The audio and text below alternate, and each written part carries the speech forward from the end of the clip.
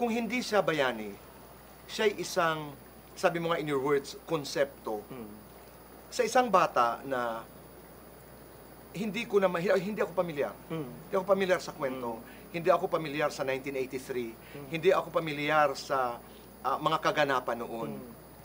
Ibabalik ko uli yung fundamental question. Sino siya bilang tao? Sino siya bilang konsepto?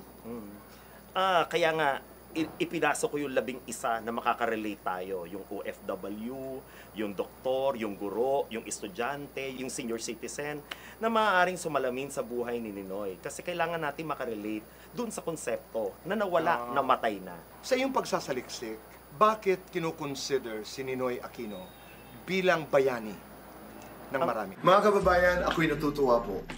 I'm proud to introduce to you SendWave, the fee-free remittance app for OFW.